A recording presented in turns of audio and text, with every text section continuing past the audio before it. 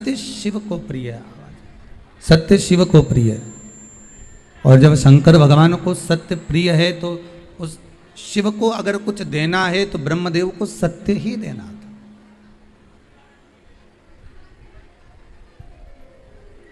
ब्रह्मा जी अगर देना चाहते तो सत्य दे देते, पर ब्रह्मदेव ने सत्य नहीं दिया। ब्रह्मा जी सत्य नहीं बोल पाए। और ब्रह्मा जी अगर सत्य प्रदान एक बार कर देते तो फिर असत्य ब्रह्मा जी को बोलना ही नहीं पड़ता। किस लिए बोलते थे?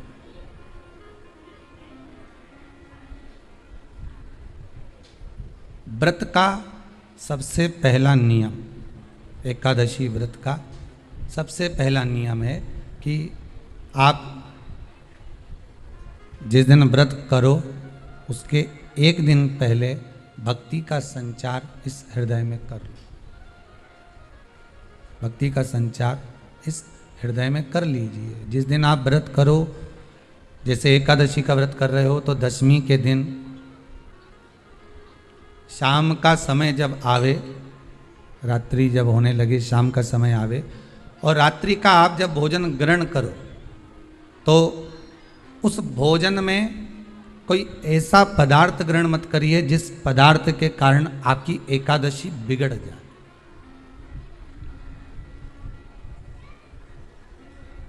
कोई बेकार भोजन में ग्रहण नहीं करना। श्रेष्ठ भोजन ग्रहण करिए दशमी के दिन।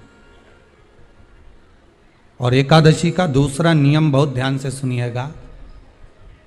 जिस दिन आपकी एकादशी का व्रत हो उस दिन प्रयास करिएगा कि अपने हाथ से किसी भी वृक्ष की कोई पत्ती टूटे ना। अपने हाथ से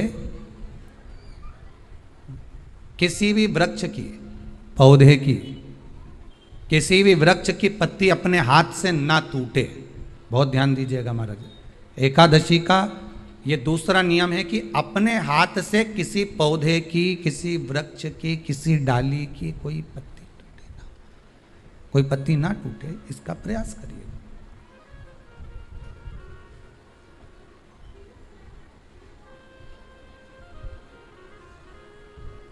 कितना सुंदर व्याख्यान कहा है, कितना सुंदर वर्णन है महाराज कि मात्र एकादशी का व्रत कर लेने पर, मात्र एकादशी का व्रत कर लेने पर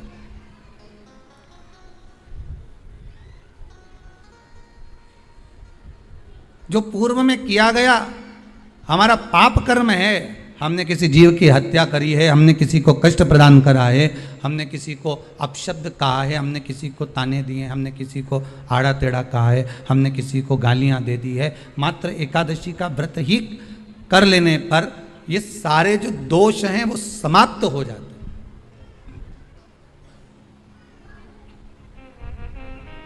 सारे दोष हमारे समाप्ति पर आ जाते हैं।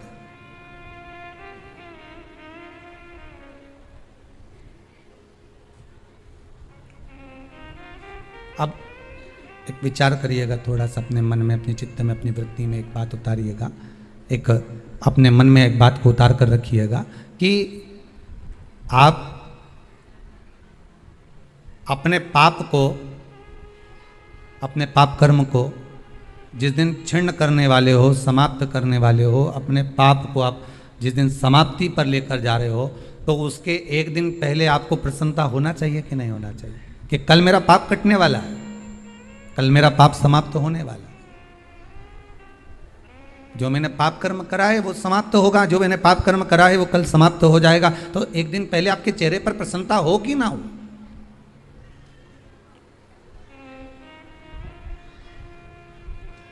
और चेहरे पर वो प्रसन्नता आपके आना चाहिए कि कल मेरा एकादशी का व्रत है, आज दशमी है, कल एकादशी का व्रत है, तो कल मेरी जब एकादशी का व्रत रहेगा तो मेरा ना जाने कितना कितना पाप, कितना कितना असत्य, कितना कितना झूठ, कितना कितना प्रपंच वो समाप्त हो जाएगा। तो इसमें मुझे प्रसन्नता हो, इसमें मुझे आनंदता हो।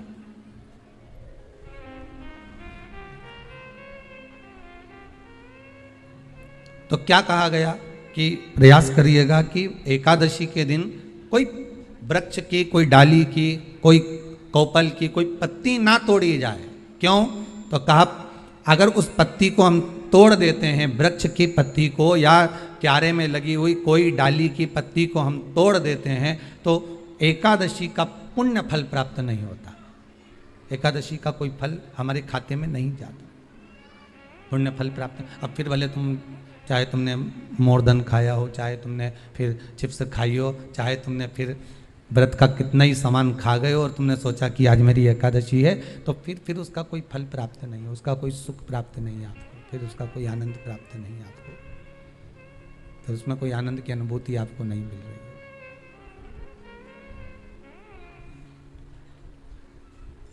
फिर उसमें कोई फल की प्राप्ति आपको नहीं हो रही।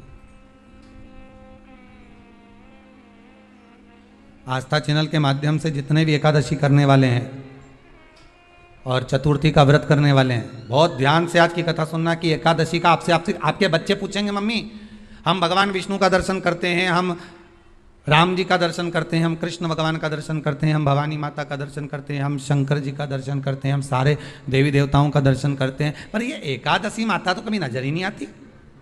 पूछेंगे कि नहीं पूछेंगे कि तुम जिस एकादशी का व्रत करते हो इनका जन्म कहां से हुआ, कहां जन्मी थी? एकादशी की जन्मस्थली कहां है? भाई भगवान कृष्ण की जन्मस्थली तो मथुरा है, श्री राम जी महाराज की जन्मस्थली बोल दो जम के अयोध्या है।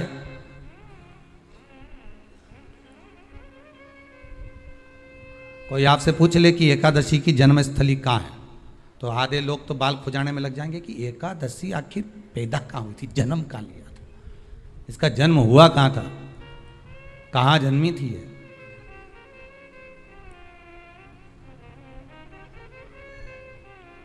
इसका जन्म स्थल है कहां? और अगर मान लो जन्म स्थल एकादशी का है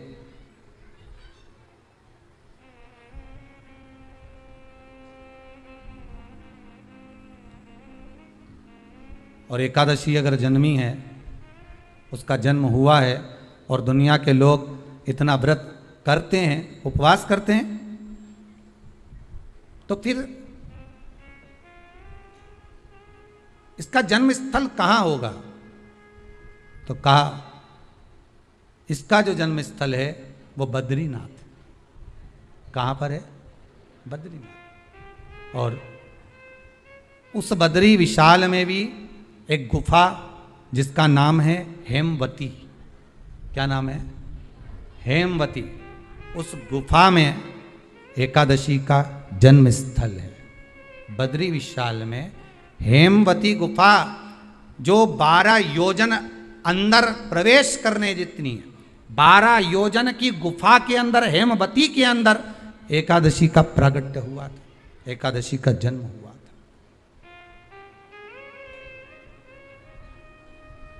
अब तो बता सकते हो ना कि कोई पूछे कि राम जी का जन्म अयोध्या में हुआ, भगवान कृष्ण का जन्म मथुरा में हुआ, और कोई पूछ ले आपका जन्म कहां हुआ था, अपन कह सकते ना सीहोर में हुआ हमारा।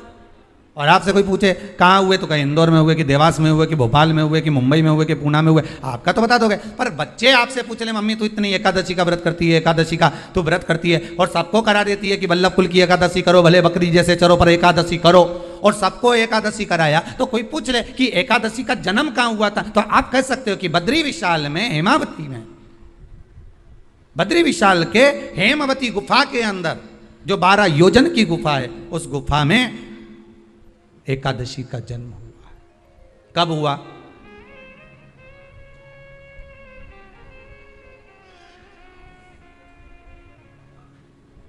जन्म होने का कारण, राम जी के जन्म होने का कारण था रावण का संहार।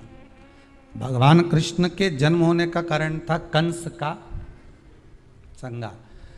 नरसिंह भगवान के जन्म होने का कारण, प्रकट होने का कारण था हिरण्यकशिपु का संहार। वराह भगवान के प्रकट होने का कारण था कि पृथ्वी को जल पर लाकर ठहराना, हिरण्याक्ष का संहार।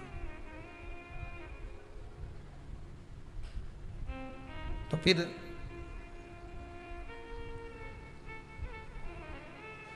इसके जन्म का कारण क्या है? तो कहा इसके जन्म का केवल एक कारण है। सतयुग में, अब एक और बात का बहुत ध्यान दीजिएगा महाराज, सतयुग एक बार नहीं हुआ कि तुम सोचो कि सतयुग के बाद में द्वापर त्रेता आ गया, त्रेता के बाद द्वापर आ गया, द्वापर के बाद कलयुग आ। एक सतयुग नहीं है, एक त्रेता नहीं है, एक द्वापर नहीं है। ना जाने कितने कितने सतयुग निकल गए, ना जाने कितने कितने द्वापर त्रेता कलयुग, ना जाने कितने निकल गए।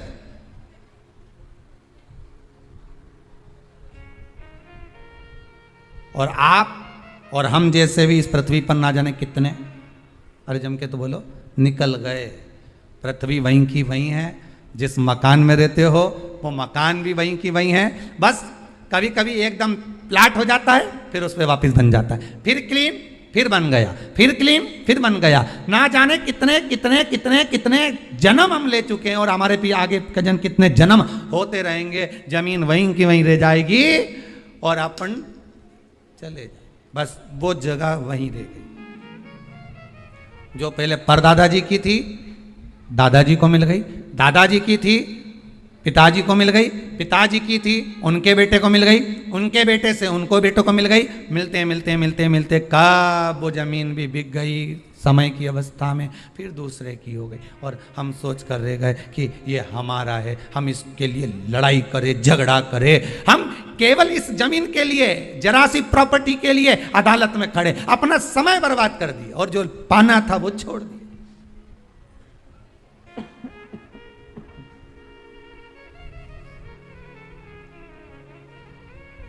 जो पाना था वो छोड़ दिया हमने।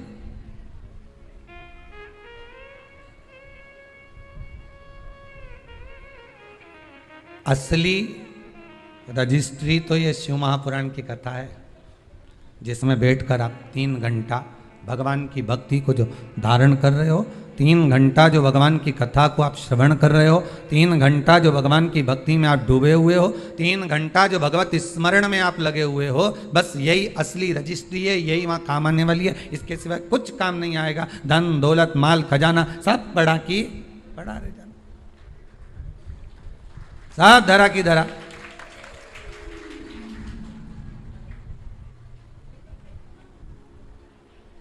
रह गया।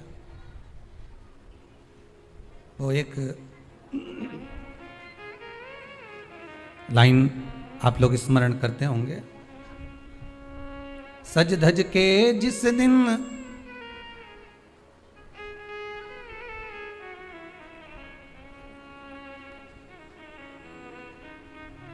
सज धज के जिस दिन मौत की शहजादी आएगी, न सोना काम आएगा न चांदी आएगी। अलमारी में धरा की धरा रह जाएगा, लॉकर में पड़ा की पड़ा रह जाएगा। लॉकर में पड़ा की पड़ा है, अलमारी में धरा की धरा है। कपड़े भी सारे घड़ी बने की बने रहे, कपड़े भी धरे की धरे रह गए, और सब पड़ा रह गया। कि छोटा सा तू कितने बड़े अरमान हैं तेरे, मट्टी का तू सोने जैसे मान है तेरे। मट्टी की काया एक दिन मट्टी मिल जाएगी, न सोना काम आएगा न चांदी आएगी, न सोना काम आएगा न चांदी आएगी। सज धज के जिस दिन मौत की शहजादी आएगी, ना सोना काम आएगा ना चांदी आएगी, ना सोना काम आएगा ना चांदी आएगी। सब पड़ा रह जाएगा, धरा की धरा रह जाएगा, सब पड़ा की पड़ा रह गया, जीव चला गया।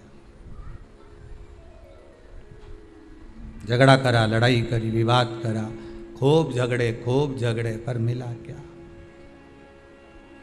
इतनी सी जमीन है, इतनी।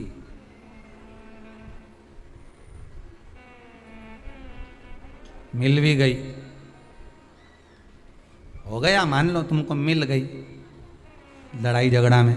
यहाँ तो शिव महापुराण की कथा कहती है कि माता पिता के आशीर्वाद से बड़ी दुनिया में कोई प्रॉपर्टी नहीं है। माता पिता के आशीर्वाद से बड़ी दुनिया में कोई दौलत नहीं है।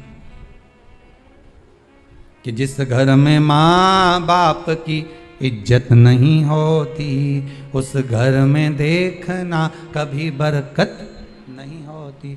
सही प्रॉपर्टी, सही जमीन, सही जायदाद, सही धन, सही दौलत, सही संपदा तो माता पिता का आशीर्वाद है।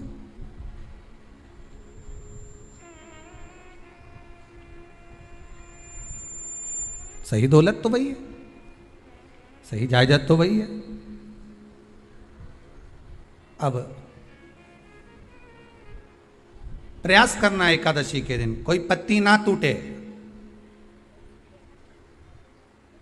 अगर आपको तुलसी के दल की भी जरूरत है तो आप दूसरे से कह सकते हो कि मुझे तुलसी का दल ला दे, पर मेरे हाथ से मैं किसी को कष्ट ना दूं। कितने तपबल से एकादशी की उत्पत्ति हुई है, कितने तपबल से। महाराज सतयुग एक नहीं आया, ना जाने कितने सतयुग आ गए। द्वापर एक नहीं आया, ना जाने कितने द्वापर। त्रेता एक नहीं, ना जाने कितने त्रेता। कलयुग ना जाने कितने हुए, और अपने जैसे भी ना जाने कितने। तो कभी कभी तुम अहंकार भी मत करना। अपने भीतर यह अभिमान नहीं आना चाहिए कि आपके बराबर कोई दान नहीं कर सकता। किसी के भीतर यह अहंकार ना आए कि हमारे बराबर कोई ये नहीं कर सकता, हमारे बराबर ये कोई बोल नहीं सकता, हमारे बराबर ये कोई होड़ नहीं कर सकता। नहीं नहीं, अहंकार को छोड़ दो।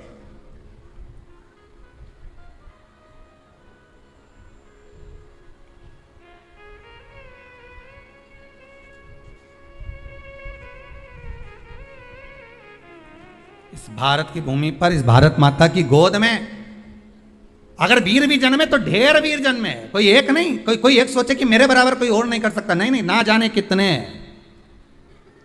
इस भारत माता की गोद में अगर दानी भी जन्मे तो ना जाने कितने। कोई ये ना सोचे कि मेरा बराबर कोई दान नहीं कर सकता।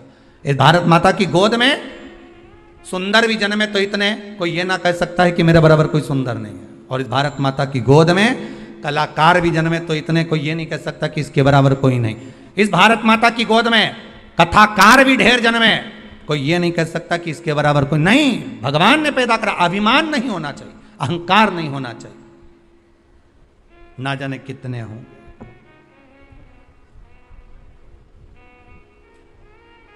ना जाने कितने।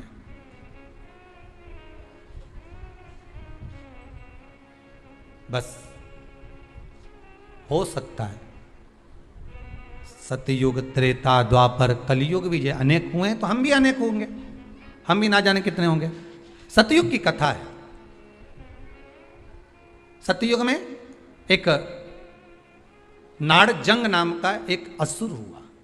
देखिए, एकादशी के जन्म की कथा शायद आपने जिंदगी में कभी सुनी ना सुनी जीवन में, पर इस जीवन में मनुष्य की देह प्राप्त कर कर अगर आप शंकर की शिव महापुराण की कथा सुन रहे हो तो एक एक संवाद को अपने जीवन में उतार कर रखना, जिससे कई माताएं कहती है गुरुजी पहले हम ये चीज नहीं जानते थे, पर आपसे श्रवण कर कर ही तो कुछ मिलेगा।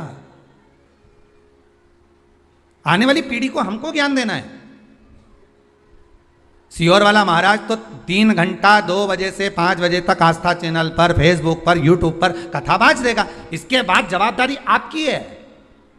कथा सुनने के बाद जवाबदारी आपकी है कि आपके बच्चों को शाम को भोजन कराते समय, आप रात्रि को अपनी बहन से बात करते समय, आप रात्रि को अपने रिश्तेदारों से बात करते समय उनसे भी प्रश्न कर सकते हो। क्यों आज तूने कथा सुनी थी? आज अपने एकादशी के जन्म की कथा सुनी कि एकादशी कब पैदा हुई, एकादशी का जन्म कब हुआ, कौन सी जगह पर जन्मी थी। अपने को मालूम था कि राम जी कहाँ जन्मे, अपने को मालूम था भगवान कृष्ण कहाँ जन्मे, अपने को मालूम था नरसिंह भगवान कहाँ जन्मे, पर अपने को एकादशी का जन्म कहाँ हुआ ये नहीं मालूम था। आप अपनी बहन से, अपने रिश्तेदारों से बात कर सकते हो। 3 घंटे की कथा तो आप यहां श्रवण कर लेते हो आस्था चैनल के माध्यम से, फेसबुक और यूट्यूब के माध्यम से। इसके बाद की जवाबदारी आपकी है कि इस कथा का प्रसाद आप किस किस को दे रहे हो। आप कथा का फोन लगाकर किस किस को बोल रहे हो कि 2 बजे से 5 बजे तक कथा आ रही है? सुनो, व्रत शिव महापुराण की कथा है। व्रत उपवास जो अभी तक करते आए हैं उसी को सुन रहे हैं कि अब कैसे करना चाहिए। करते तो आए पर उसको करना कैसे? कहां जन्म ले लिया? तो कहा महाराज बद्रीनाथ। कब जन्मी एकादशी? एकादशी का जन्म कब हुआ? तो कहा एक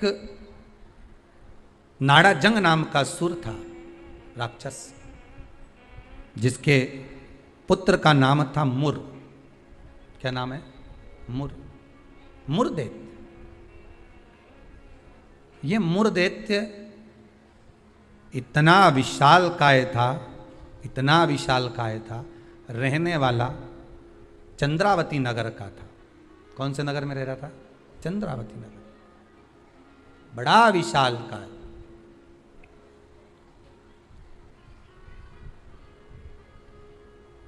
इसमें बल इतना था, इतना बल था कि एक दिन मुरदैत्य ने तप साधना कर कर, दान पुण्य कर कर, स्मरण कर कर सारा पुण्य अपने खाते में रख लिया। आपको कल कथा में कहा था, उद्यापन करना मतलब उतने व्रत का पुण्य अपने खाते में जमा कर लेना, फिर वो समाप्त नहीं हो सकता।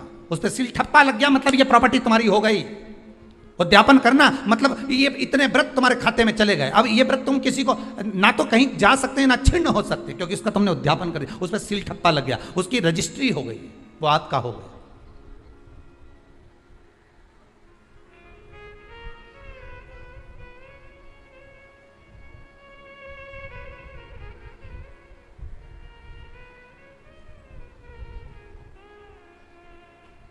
अब मुरदैत्य बड़ा उपद्री था, बड़ा उपद्री, इतना उपद्री, पर साथ में वो दान भी बहुत करता था, साथ में वो पुण्य भी बहुत करता था, सत्कर्म बहुत करता था। अब पर ये सब कुछ करने के साथ में वो पाप भी बहुत करता था।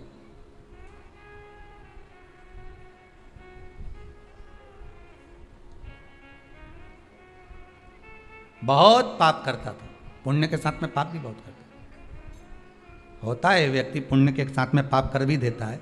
शंकर जी के मंदिर में लोटा भर के पानी चढ़ाने गया और मन में विचार कर कर गया, बताओ अपने आप को कैसी इत्र आ रही है। दूसरे को देख के अपन तुरंत उसी समय पे पाप कर दिया। बताओ अपने आप को कितनी इत्र आ रही है। अरे अरे वो इतरा रही, इतरान दे, तू तो अपना शंकर जी के जल चढ़ाने, हरि ओम बोलने, नमः शिवाय बोलने अपने घर जा।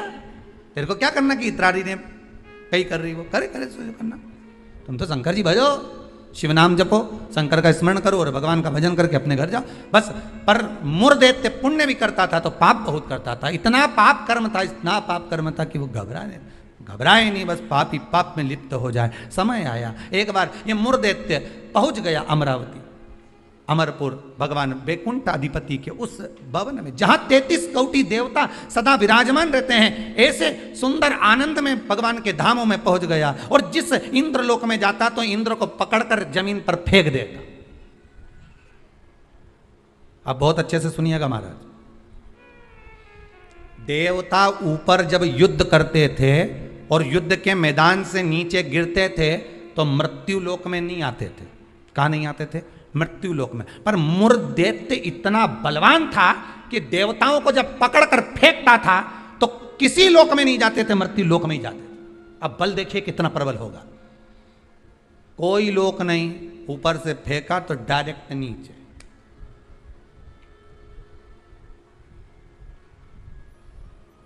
सीधे नीचे।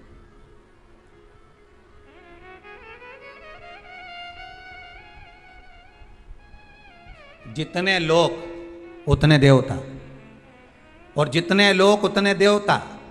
अब इसने सोचा इतने सारे देवताओं को अलग अलग गिराने कब तक जाऊंगा, तो इसने क्या करा, आज चढ़ गया सारे लोकों पर और लोकों पे चढ़कर जो नृत्य करना प्रारंभ करा, जम जम के नाचना, तो सारे लोक हिलने लगे और जितने उसमें 33 कोटि देवता रह रहे थे सब मृत्यु लोक में गिर गए। अब सारे लोक में किसका राज्य हो गया?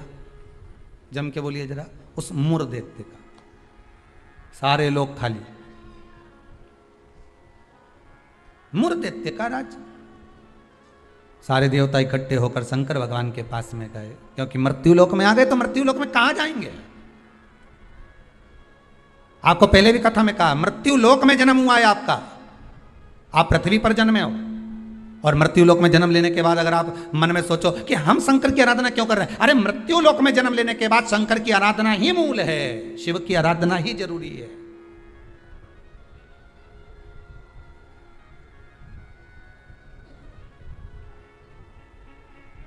कहां जाएं, किससे कहें। बैकुंठ लोक के अधिपति भगवान विष्णु, ब्रह्मलोक के अधिपति भगवान ब्रह्मा, इंद्र लोक के अधिपति इंद्र, यमलोक के अधिपति यम, मृत्यु लोक के अधिपति महादेव है, भगवान शिव है।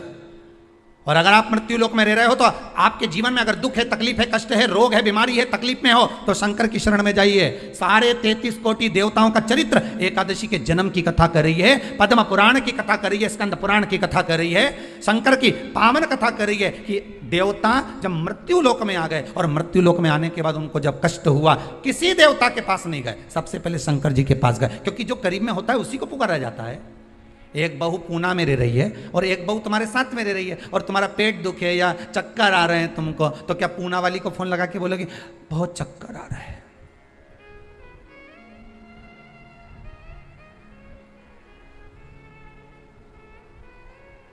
पूना वाली आएगी? अरे बोलो जम के तो बोलो। मुंबई वाली आएगी? भाई इंदौर वाली जो जहां रह रही है वो नहीं आएगी। और जो जिससे कहना था उससे तो कहा नहीं, जो पास में रह रही है, जरा सी देर में आवाज लगा देती, दरवाजा भड़क देती, घंटी बजा देती, चिल्ला कर बोल देती, फोन कर देती, आवाज लगा देती और कह देती बेटा जल्दी आप बहू दौड़ कर आ, दौड़ कर आ, दौड़ कर आ। बोलो आती कि नहीं आती? कितना भी झगड़ा हो, कितनी भी लड़ाई हो गई हो, तो भी किसी को तकलीफ में है तो ऐसी कोई बहू नहीं होती जो दौड़ कर ना आए। तकलीफ में होगी, भले कितना भी झगड़ा कराओ, कितनी भी लड़ाई करियो, कितना भी विवाद हो, दौड़ के आ गए और आई तुरंत, क्या हो गया मम्मी? बस मेरे को चक्कर आ रहा है। अब तुमने पूना वाली को बुलाया, इंदौर वाली के बुलाया, बड़नगर वाली के बुलाया, ने पीपरठौन वाली के बुलाया, ने नीमच वाली के बुलाया, सब क्या बुलाया तुमने, पर तुमने उसको नहीं बुलाया जो पास में थी।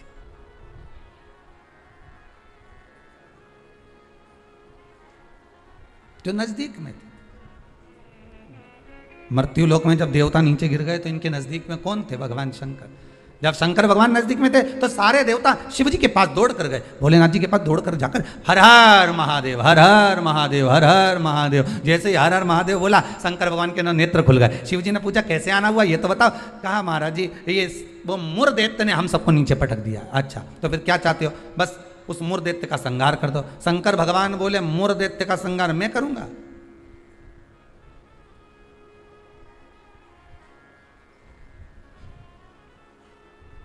मैं नहीं कर सकता। क्यों? उसका संहार भगवान विष्णु करेंगे। उनसे जब कहो जाकर, तो भगवान विष्णु तो हमारे, हम 33 कोटि देवता नीचे नजर आ रहे हैं पर भगवान विष्णु कहीं नजर नहीं आ रहे। हमको तो लग गया ऊपर से पटका होगा तो वो नीचे चले गए। भगवान नहीं दिख रहे हमको, हमें नजर नहीं आ रहे, हम कहां ढूंढे उनको? ये हमारी दृष्टि है। हमारी दृष्टि से भगवान को हम देखने का प्रयास करेंगे ना, भगवान नहीं मिल सकता। भगवान को पाने के लिए भीतर की दृष्टि चाहिए, आत्मा की दृष्टि, मन की दृष्टि चाहिए। हमारी दृष्टि पे तो चश्मा लगा होता है, हाँ ब्लैक कलर का लगा है तो ब्लैक दिखेगा, नीला लगा है तो नीला, पीला लगा है तो पीला, हरा लगा है तो हरा। उसी तरह हमारी दृष्टि पे चश्मा लगा है, कामी होगा तो कामी दिखेगा, लोभी होगा तो लोभी दिखेगा। चोर को चोर नजर आता है, साहूकार को साहूकार नजर आता है, बेईमान को बेईमान नजर आता है, ईमानदार को ईमानदार नजर आता है, धर्मात्मा को धर्मात्मा नजर आता है, पुण्यात्मा को पुण्यात्मा नजर आता है, साहूकार को साहूकार दिखेगा, ईमानदार को ईमानदार दिखेगा, ढोंगी को ढोंगी नजर आएगा, पापी को पापी नजर आएगा, कपटी को कपटी नजर आएगा। आप जैसा चश्मा लगाए होगे सामने वाला व्यक्ति वैसा नजर आएगा। आप अपनी आंखों का इलाज अच्छा करवाओ, सामने वाला व्यक्ति अपने आप ही अच्छा नजर आने लगेगा, अपने आप। हमारी सास तो हमेशा हमारा बुरा ही सोचती है। सास बुरा नहीं सोचती, चश्मा गड़बड़ हो गया। समझ गए? अरे बोलो तो, समझ गए ना? चश्मा गड़बड़ हो गया, मतलब दृष्टि गड़बड़ हो गई। हमने देखा हमारी सास हमारा बुरा सोचती है, मतलब बुरे हम हैं, हम सोच रहे हैं बुरे। अगर अच्छा सोचते तो कह देते हाँ है तो सास ना, इन्होंने मेरे पति को जन्म दिया है, और मेरे पति को जन्म दिया। जब पति इतना प्रेम से मेरे से व्यवहार करे तो सास क्यों व्यवहार खराब करेगी? अरे बोलो तो, करेगी? जब पति तेरे लिए जेब में भर के गजक लाए, कुरकुरा लिया है, चिप्स लिया है, तब तूने एक बार भी नहीं किया कि बताओ मेरा क्या जो, तो कहे पति अच्छा है पर सास बुरी। नहीं नहीं, दृष्टि हमारी बुरी है, उसमें हमें सामने वाला व्यक्ति गलत नजर आ रहा है। हम अच्छा देखना प्रारंभ कर देंगे ना तो हमको अच्छा मिलने लगेगा। बुरा जो देखन में चला और बुरा न मिलया कोई, कौन मिला फिर बुरा? मन।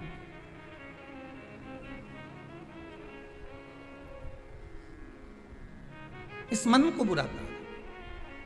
मैं नहीं मार सकता मुर्देत्य को, भगवान विष्णु मारेंगे। भगवान विष्णु कहाँ मिलेंगे? क्षीर सागर में शयन कर रहे हैं, जाइए। सारे देवता पहुंच गए क्षीर सागर। प्रभु कृपा करिए। भगवान विष्णु ने पूछा क्या हुआ?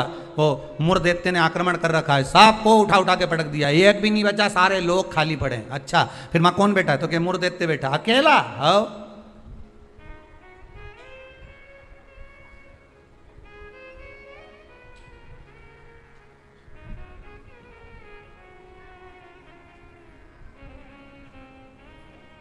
वो अकेला बैठा है। हाँ, भगवान विष्णु बोले आप चिंता मत करो, चलो चलो हमारे साथ। चंद्रावती नगर पर सारे 33 कोटि देवता आक्रमण कर दो। शंकर भगवान तो मुस्कुराने लगे। एक मुर्दैत्य के लिए 33 कोटि देवता अपना अपना लोक छोड़कर आ रहे हैं युद्ध करने के लिए। विचार करिएगा जरा। एक व्यक्ति की हस्ती मिटाने में, एक व्यक्ति की हस्ती मिटाने में ना जाने कितने लग जाते हैं नीचे गिराने में, ना जाने कितने।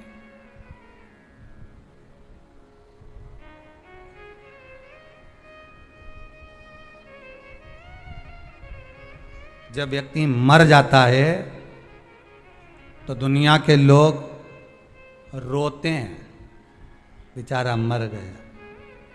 और जो मर गया उसको वापिस जिंदा कर दे भगवान तो फिर खो जाते हैं, फिर उठ गया, वापिस उठ गया। फिर ना जाने कितना मेहनत करेगा, कितना कमाएगा, ना जाने कितनी बिल्डिंग बना लेगा, ना जाने कितना धन जोड़ लेगा। खो गए, मरा तो रो गए। संसार का नियम है।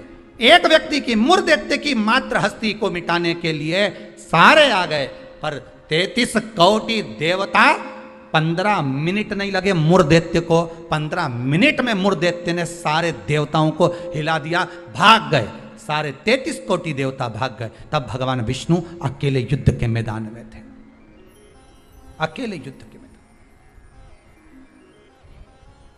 और अकेले भगवान विष्णु जब युद्ध के मैदान में युद्ध प्रारंभ करा, भगवान ने उठाया सुदर्शन चक्र और भगवान ने उठाकर सुदर्शन चक्र को फेंका। मुर्दैत्य के जितने जितने असुर थे, जितने राक्षस थे, सबका संहार करने के लिए फेंका। फेंक तो दिया, सारे जितने असुर थे वो मर भी गए, पर मुर्दैत्य इतना प्रबल था कि उसने एक फूंक मारी, सबको जीवित कर दिया। भगवान विष्णु आश्चर्य में पड़ गए, गजब गजब। ये एकादशी के जन्म की कथा है।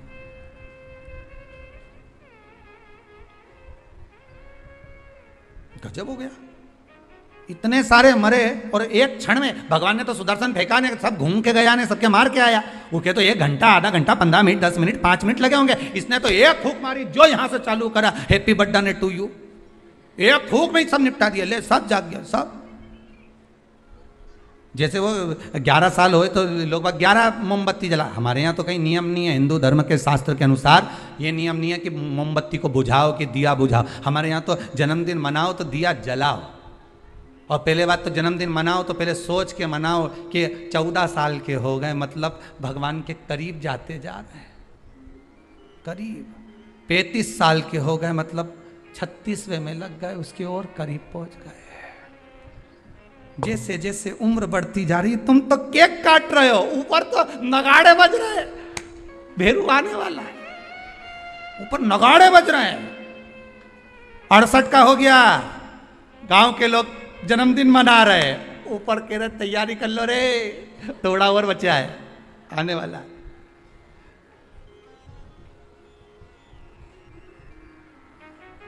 कई लोग पूछते हैं तो गुरुजी क्या हम जन्मदिन नहीं मनाए? हमने कहा मनाओ। तो आप तो ऐसा बोलते हो। हमने कहा जन्मदिन मनाना मतलब हम तो समझ जाते हैं कि ये जन्मदिन इसलिए मना रहे हो क्योंकि तुम्हें खुशी है भगवान के पास जाने की, इसलिए मना रहे हो कि अब हम भगवान के और करीब हो गए, हम और करीब हो गए, हम और करीब हो गए। अरे जन्मदिन आता जाए तो विचार करते जाओ कितने साल निकल गए। ना राम नाम लीनो ओ तूने भरी जवानी में, तो डूब के मर जा रे चुल्लू भर पानी में। अरे काहे जन्मदिन मनाओ तो विचार करिए कि हमारा जन्मदिन हम क्यों मना रहे हैं, किस लिए मना रहे हैं, कहाँ जा रहा है, हमारा समय निकले चले जा रहा है। ना राम गाए ना कृष्ण गाए ना शंकर का स्मरण करा, यूं ही गवा दिया। और बच्चा कुचा था तो जन्मदिन आदि रात को मेन रोड पे गाड़ी को खड़ा करके बोनट पे केक रख के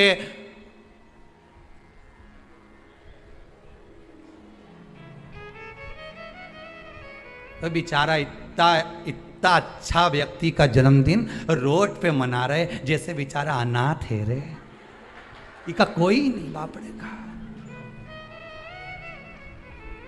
उसके घर में उसकी मम्मी है, उसके घर में उसके पिताजी हैं, उसके घर में उसका भाई है, उसके घर में पूरा परिवार है, और जन्मदिन कहां मना रहे? रोड पे। हैप्पी बर्थडे टू यू, क्योंकि अनाथ है तो जन्मदिन रोड पे मन रहा है। अगर अनाथ नहीं होता तो जन्मदिन उसके माता पिता को खड़े रखकर मनाते हैं कि इस माता ने जन्म दिया है तेरे जैसे बेस्ट फ्रेंड को, इसको जन्म दिया है, इस माता ने मेरे दोस्तों को जन्म दिया। खुश होते कि माता पिता ने जन्म दिया। सबसे पहले जन्मदिन पर अगर पूजन करना है तो माता पिता के गले में माला पहनाओ कि इनने तुम्हें जन्म दिया है, तुम्हारे जैसा व्यक्ति इसने पैदा किया है, तुम्हारे जैसे जीव को इसने जन्म दिया है। तुम्हें जो दोस्त मिला, तुम्हें जो फ्रेंड मिला, जो तुम्हें, समझ गए, भेरू के भेरवी ने भेरवी के भेरू मिल गया। तो जिसने जन्मदिन की खुशी उनके सामने मना।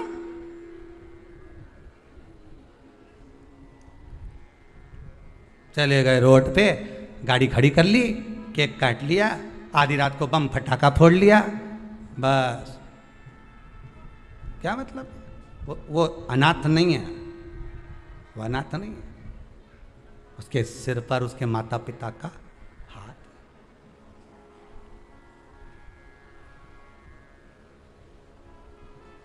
ने एक फूंक मारी केक की, सारी मोमबत्ती बुझा दी। और इस मुर्देते ने एक फूंक मारी ने जितना गिरा पड़ा था नहीं सब के जगा दिया एक ही में।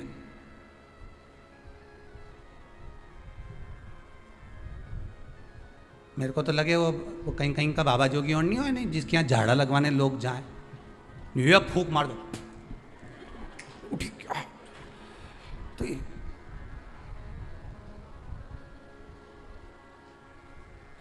देखा एक फूंक में उठ गया। तो जो उठा उससे पूछा कितना समय से बीमार पड़ा था ने? महाराज जी ने एक फूंक मारी ने उठ गया। वो बोला फूंक से उठा नहीं हूं, महाराज जी के मुंडा में ऐसी बदबू आई रही थी, एक बार में उठ गया। इसलिए भगा, ये दूसरी मार देगा फूंक तो निपटी जाऊंगा तो जाऊँ। और कह गया महाराज जी के कान में, कहीं पायरिया की कहीं बीमारी में मरी तो नहीं मुंडा में? फूंक में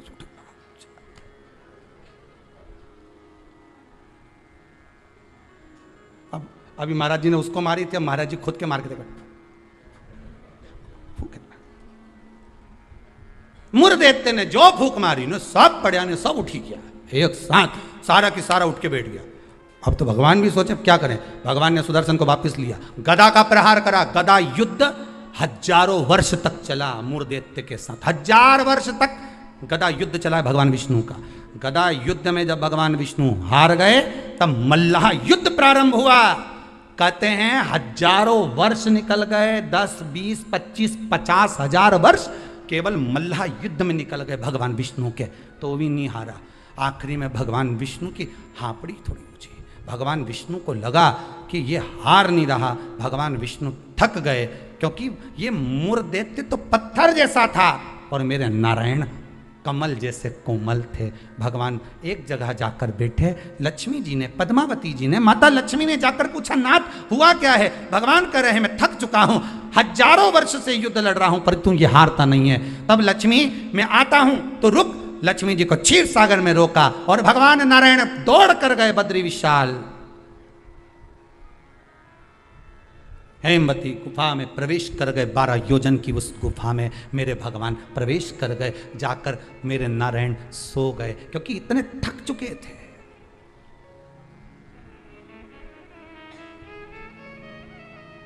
इतने थक गए थे और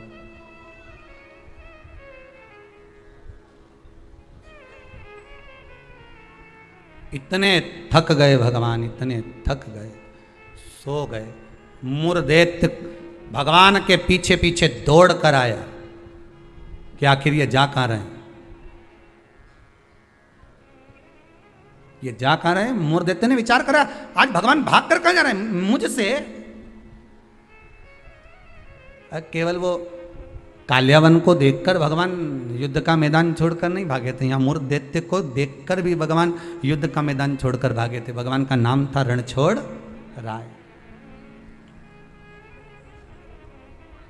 कहां जा रहे हैं, किस जगह जा रहे हैं, जा रहे चले।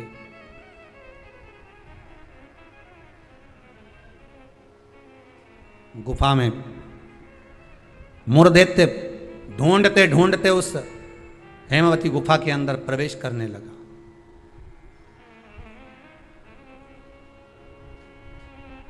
वहां पर हेमवती गुफा में जैसे ही प्रवेश करा, उस समय पर पाप पुरुष, कौन सा पुरुष है? पाप। व्यक्ति का जो पाप होता है, जब वो पुण्य वाली जगह पर जाता है, सत्कर्म वाली जगह पर जाता है, तो उसका जो पाप पुरुष है, उसका जो पाप है, वो उसके सामने आकर खड़ा हो जाता है। बहुत ध्यान देना। क्यों कहते हैं कि मंदिर जाओ, क्यों कहते हैं तीर्थ जाओ, क्यों कहते हैं सत्संग में जाओ, क्यों कहते हैं कथा स्मरण में बैठ जाओ, क्यों कहते हैं? हमारा जो पाप है वो हमसे, जैसे ही हम तीर्थ गए, जैसे ही हम भजन में गए, जैसे ही हम कथा में गए, जैसे ही हम कीर्तन में गए, जैसे ही हम स्मरण में गए, जैसे ही भगवान की भक्ति में हम पहुंचे, हमारा पाप जो हमारे सम्मुख में था, हमारे साथ में था, वो पाप हमसे दूर हो जाता है। और मूर दैत्य के सामने वही पाप पुरुष आकर खड़ा हो गया। अंदर प्रवेश कर रहे थे मूर दैत्य, पाप पुरुष ने रोक दिया। कहां जा रहे हो तुम? तुम्हें मालूम नहीं तुम कहां प्रवेश कर रहे हो? तुम्हें ज्ञात नहीं है क्या? ज्ञात है। मैं भगवान विष्णु को ढूंढने जा रहा हूं, उनके साथ मेरा युद्ध हो रहा था। अच्छा, मैं भगवान विष्णु को ढूंढने जा रहा हूं क्योंकि उनके साथ मेरा युद्ध हो रहा था। पाप पुरुष ने रोक दिया, अंदर नहीं जा सकते क्योंकि अंदर पुण्य है, आप रुको वहीं पर। रोक दिया। जब मूर दैत्य ने पाप पुरुष को हटाया और अंदर प्रवेश करने लगा, 11 दिन तक, एकादशी दिन तक, 11 दिन तक पाप पुरुष और मूर दैत्य दोनों की बात संवाद हुई है। पाप सामने है, मूर दैत्य प्रवेश कर रहा है, बीच में पाप अड़ा पड़ा है। और वहीं बस उस 11 दिन में क्या हुआ कि 11 दिन में भगवान विष्णु के शरीर से एक स्त्री ने जन्म ले लिया। एक कन्या ने, एक स्त्री ने, एक नारी प्रकट हो गई। नारी प्रकट है। मार्गशीर्ष मास कृष्ण पक्ष एकादशी के जन्मदिन की तारीख बता रहा है। जैसे भादो कृष्ण अष्टमी, किसका जन्म है? भगवान कृष्ण का। चैत्र की नवमी बोलते जाओ, राम जी का। कोई आपसे पूछे कि एकादशी का जन्म कब हुआ था, मार्गशीर्ष मास की सुंदर कृष्ण पक्ष की एकादशी के दिन, जब 11वां दिन था भगवान को सोते हुए, तब भगवान के शरीर से एक कन्या ने, एक स्त्री ने जन्म लिया। 11वें दिन जन्मी, इसलिए भगवान आगे इसका नामकरण संस्कार करेंगे, उसका नाम एकादशी रखेंगे।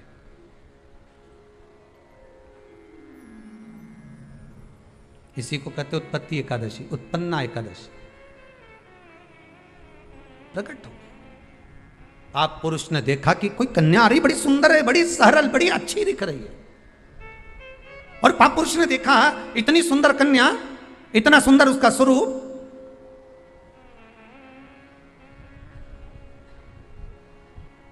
कईयों के मन में बड़ा प्रश्न होता है महाराज जी, कई माताएं बहुत प्रश्न करती हैं, कहती हैं गुरुजी क्या एकादशी का व्रत केवल वेदव्य नारी करती है?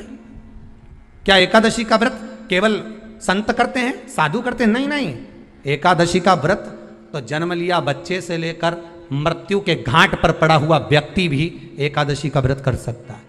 अपनी एकादशी स्वयं करो, मरने के बाद दूसरे लोग एकादशी दें, उससे अच्छा है कि अपना अकाउंट में खुद जमा करते चलो।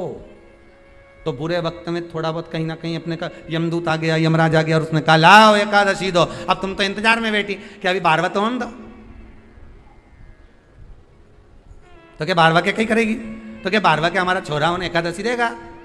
तुम खड़े रहो। अब वो 10 दिन तक तो इंतजार करा। गरुड़ पुराण में लिखा है, जीवात्मा के जब प्राण छूटते हैं, किसी के प्राण छूटे, प्राण छूटने के 10 दिन तक जीवात्मा घर की अटारी पर रहती है। अब 10 दिन के बाद तो जाएगी।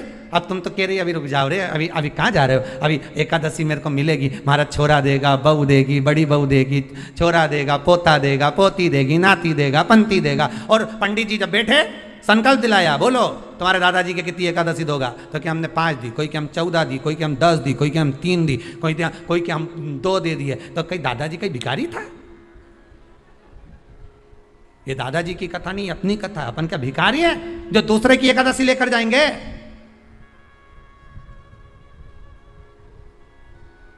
अपन अपनी एकादशी खुद करो, स्वयं एकादशी करो, फिर कहूंगा भले बकरी जैसे चरो, पर एकादशी कर। स्वयं अपने लिए एकादशी करो। जिस समय पर जाएं तो इंतजार नहीं करना पड़े कि रुक जाए 12वां तो होने दे, अभी एकादशी पंडित जी संकल्प छुड़ाएगा ना जब मिले। नहीं नहीं, हम तो अब भी ले के जाए। तो क्या ले चल, मैंने तो खूब करी, पूरा साल की एकादशी करी, तुझे क्या ही मालूम रही है महाराज? चल चल मुझे ले चल। द्वादशी की मृत्यु दीजे द्वादशी को दान, और वृंदावन की लकड़ी दीजे दीजे दोनों हाथ, म्हारा द्वारिकारा नाथ, म्हारा 4 भुजारा नाथ, द्वारकारा नाथ, म्हारा 4 भुजारा नाथ। जो जो मांगो दीजो मरने, दीजो भर भर हाथ, म्हारा द्वारिकारा ओ द्वारकारा नाथ, म्हारा 4 भुजारा नाथ। द्वार ओ जो जो मांगो दीजो मरने, दीजो भर भर हाथ, म्हारा द्वारकारा ओ द्वारकारा जय हो।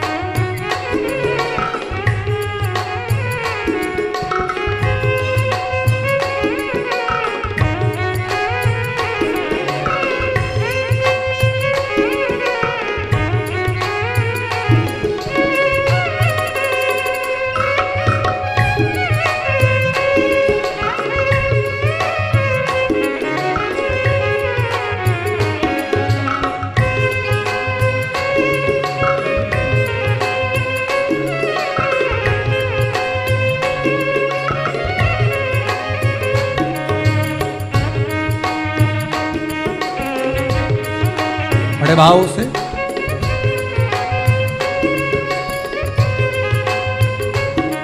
ओ एकादशी की मृत्यु दीजे द्वादशी को दाग, एकादशी की मृत्यु दीजे द्वादशी को दाग, ओ एकादशी की मृत्यु दीजे द्वादशी को दाग, एकादशी की मृत्यु दीजे द्वादशी को दाग। अरे वृंदावन की लकड़ी दीजे दीजे दोनों हाथ, म्हारा द्वारिका नाथ द्वारिकारा।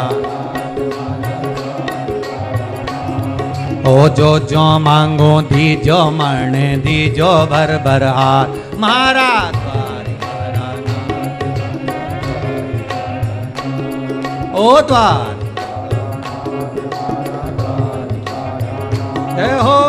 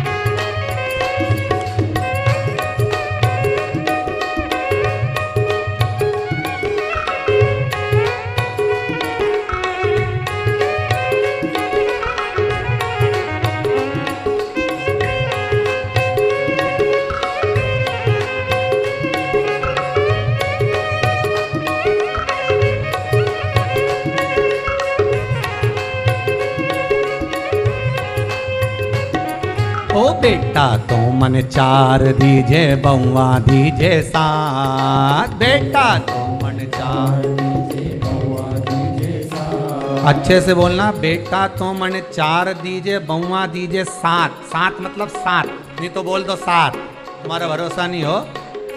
ओ बेटा तो मन चार दीजे बउआ दीजे सात, बेटा तो अरे पोता तो मन ऐसो दीजे दीजे फूल गुलाब, म्हारा द्वारिकारा नाथ म्हारा द्वारिकारा नाथ।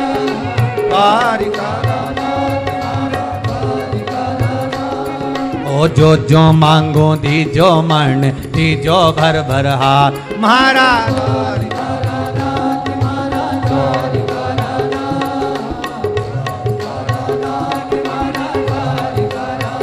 हो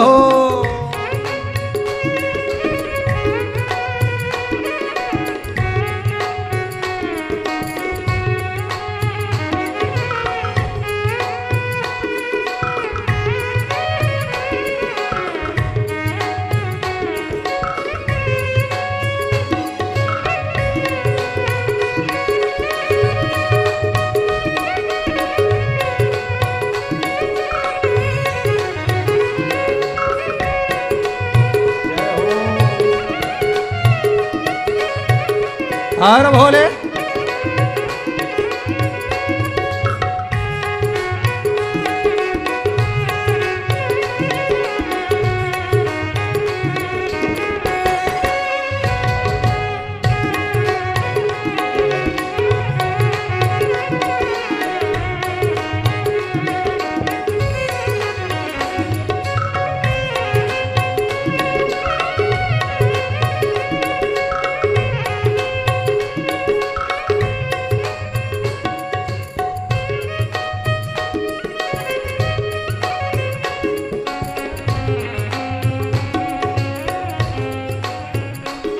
ओ सुमति तो दीजे लाला कुमति हटा जो जी, सुमति तो दीजो लाला कुमति हटा जो जी, अरे सुमति तो दीजे लाला कुमति हटा जो जी, सुमति तो दीजो लाला कुमति हटा जो जी। अरे लक्ष्मी तो मन ऐसी दीजे दीजे भर भर हाथ, म्हारा द्वारिकारा नाथ म्हारा द्वारिकारा नाथ, द्वारिकारा नाथ म्हारा द्वारिकारा नाथ। ओ ओ जो मांगो दीजो मरने दीजो भर भर हाथ मारा द्वारिका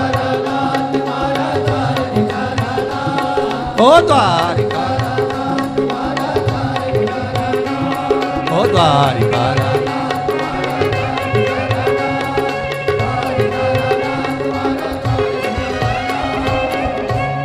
एकादशी की मृत्यु दीजे, द्वादशी को दाग वृंदावन की लकड़ी दीजे, दीजे दोनों ऐसी कृपा प्रभु। एक सुंदर जो स्त्री का जन्म हुआ, जो कन्या का जन्म हुआ, जो एक सुंदर स्त्री जो जन्मी है, भगवान विश्राम जो कर रहे हैं, सो रहे हैं,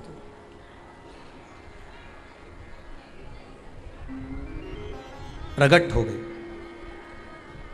एकादशी का जन्म मार्गशीर्ष मास कृष्ण पक्ष एकादशी उत्पन्ना, उत्पत्ति एकादशी प्रकट। पाप पुरुष एकादशी को देखा, भाग गए। कितना सुंदर व्याख्यान वर्णन है, जरा ध्यान दीजिएगा कि मात्र एकादशी का दर्शन ही पाप पुरुष ने करा और वो भी भाग गए। घर में अगर कोई एक व्यक्ति एकादशी का व्रत करता है तो उसके घर में पाप प्रवेश नहीं करता। ये देखिए कितना सुंदर व्याख्या। पाप पुरुष भागा।